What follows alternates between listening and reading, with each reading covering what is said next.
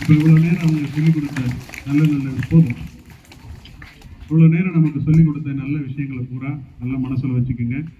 Madam பர்டிகுலராக இந்த area ஸ்டூடெண்ட்டுக்கு மட்டும் தனியாக கிளாப் பண்ண சொன்னாங்க, கவனிச்சிங்களா? ஏன் அவங்கள மட்டும் சொன்னாங்க? கேட்ட கேள்விக்கெல்லாம் டக்கு டக்குன்னு தெரியுதோ தெரியலையோ பதில் சொல்கிறாங்க.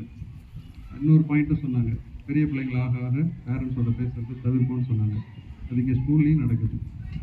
யாராவது இந்த மாதிரி கவர்மெண்ட்டோ அல்லது வேறு ஏதோ ஒரு ஃபங்க்ஷனை பண்ணோம்னா ஹையர் கிளாஸ் ஸ்டூடெண்ட்டு எந்த கேள்வி கேட்டாலும் பதில் வராது. அது அந்த வயசெல்லாம் வர வர சில விஷயங்கள் மாறும். ஆனால் அந்த மாற்றங்கள் எல்லாம் அவங்க சொல்லிக் கொடுத்த மாதிரி எந்த இடத்துல நம்ம எப்படி இருக்கணும் அப்படிங்கிறத லைஃப்பில் கற்றுக்கணும். அதை கற்றுக்கிட்டா மட்டும்தான் லைஃப் வந்து நிம்மதியாக இருக்கும். 18 வயசு வரையில் என்ன பண்ணணுமோ அதுதான் பண்ணணும். 18 வயசுக்கு மேலே நம்ம சட்டங்களும் அரசாங்கமும் நம்ம கொடுத்துருக்கிற உரிமைகளை கரெக்டாக பயன்படுத்தணும்.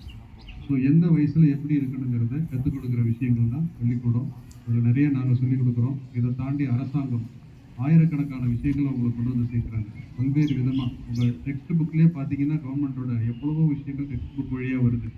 ஸோ ஒரு டெக்ஸ்ட் புக்கை வடிவமைக்கிறாங்கன்னா உங்களுடைய அடுத்த நீங்கள் வாழ போகிற 40, 50, 60 ஆண்டுகள் வரையில் எப்படி வாழணுங்கிறதெல்லாம் ஸ்கூல் லைஃப்பில் கற்றுக் கொடுக்கறது மட்டும் இல்லாமல் இந்த மாதிரி ஒரு பொது நிகழ்ச்சி வழியாக நிறைய விஷயங்களை உங்களுக்கு கொடுக்குறாங்க. சிறப்பாக வழிகள் நடத்துகின்ற நமது அரசாங்கத்துக்கு இந்த நேரத்தில் நன்றி சொல்லணும். ஸோ சிறப்பாக நீங்களும் நல்வாழ்க்கையை தொடரணும்.